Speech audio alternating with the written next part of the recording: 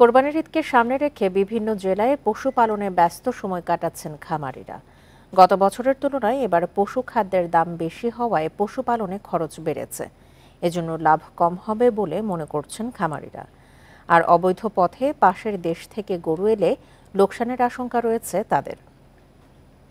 নগদে ৫০০ টাকা বা তার বেশি পেমেন্টে পেতে পারেন ঢাকায় জমিসহ ২০ কোটি টাকার পুরস্কার।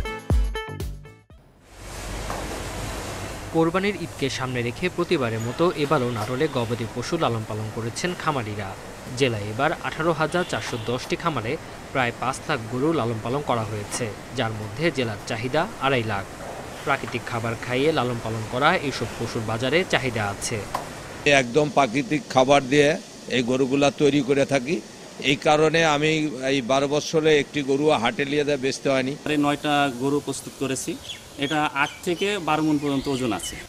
মেহেরপুরে ২ লাখের বেশি গবাদি পশু পালন করা হয়, যার অর্ধেক স্থানীয় চাহিদা মিটিয়ে অন্য জেলায় সরবরাহ হবে। কাঁচা ঘাস, খড় খাইয়ে রাজবাড়িতেও পশুপালন করেছেন খামারিরা।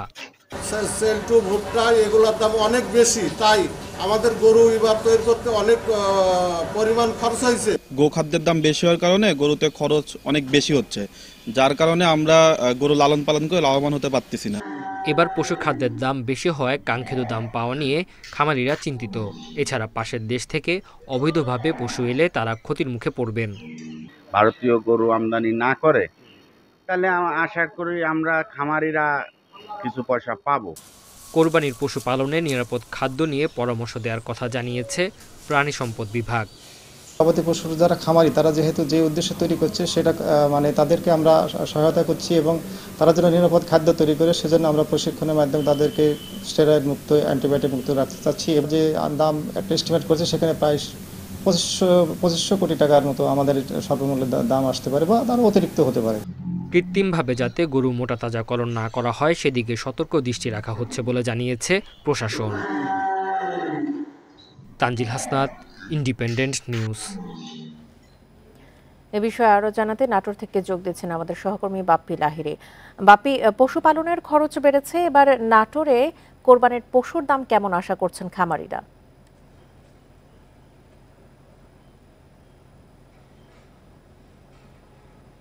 আমাদের নাটোর জেলায় কিন্তু এই কোরবানির পশু প্রায় ৫ লক্ষাধিক কোরবানির পশু কিন্তু আসলে লালন পালন করছে এখানকার খামারিরা।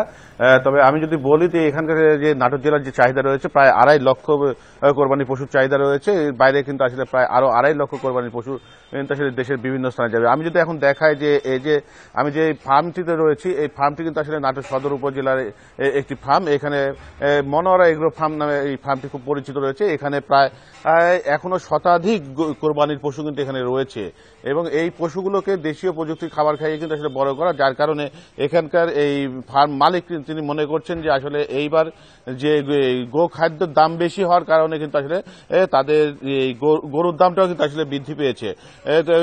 সে তুলনামূলকভাবে যে পরিমাণে আসলে গো খাদ্যের দাম বেড়েছে বা এখানকার শ্রমিকের মজুরি বেড়েছে, সেই হিসেবে হয়তো গরুর দামটা অতটা বাড়েনি। তারপরেও কিন্তু আসলে তারা মনে করছেন যে এই গরুগুলো বিক্রি করে তারা এটা ভালো অঙ্কের লাভ হবে। কারণ এই নাটোরের এই খামারগুলোতে সবচেয়ে বড় সুবিধা যেটা, এই খামারগুলোতে কিন্তু আসলে গরুর যে চাহিদা থাকে সেই চাহিদার কারণে এই গরুগুলো বাইরে বিক্রি করতে নিয়ে যাওয়া লাগে না, বরঞ্চ বাইরে যে পাইকাররা রয়েছে বা যারা কোরবানির গরু তাদের পছন্দ মতন গরু কি প্রয়োজন, তারা কিন্তু আসলে এই খামারে এসে নাটোরের যে কটা খামার রয়েছে সবগুলো খামারে কিন্তু আসলে গরু তারা মানে ক্রেতারা নিজেরা এসে কিন্তু আসলে পছন্দ করে নিয়ে যায়, যার কারণে এখানকার খামারিদের কিন্তু একটা বাড়তি যে খরচ, হাটে নিয়ে যাওয়া, সেখানে রাখা, যে আসলে পরিবহন যে খরচটা রয়েছে সেই পরিবহন খরচটা থেকে কিন্তু তারা আসলে একটা সুবিধা পায় যে আসলে সেই পরিবহন খরচটা তাদের লাগে না, যার কারণে কিন্তু আসলে এই নাটোরের খামারিরা মনে করেন যে তাদের একটা ভালো লাভ হয়। তবে আমি যদি আরেকটি বিষয় এখানে বলি যে এখানকার খামারিরা যে অনেক অসাধু ব্যবসায়ী রয়েছে, তারা মনে করেন যে আসলে যে ঢাকা, সিলেট, চট্টগ্রাম যে কোনো বিভিন্ন বড় হাটে নিয়ে যাওয়ার আগে যে বিভিন্ন মানে বিষাক্ত খাবার খাইয়ে তারা কিন্তু আসলে তারা নিয়ে যায়, তারপরে হাটে যাওয়ার পরে অনেক গরু কিন্তু অসুস্থ হয়ে যায়। আর সব মিলিয়ে আসলে নাটোরের খামারিরা এখন পর্যন্ত মনে করছেন যে দাম রয়েছে তাতে তারা একটা ভালো লাভের মুখ দেখবেন। আশা করি খামারিরা ভালো লাভ করুক। আপনাকে অসংখ্য ধন্যবাদ বাপ্পি লাহিড়ী। নাটোর থেকে পশুপালনের খরচ নিয়ে জানাচ্ছিলেন আমাদের সহকর্মী বাপ্পি লাহিড়ী।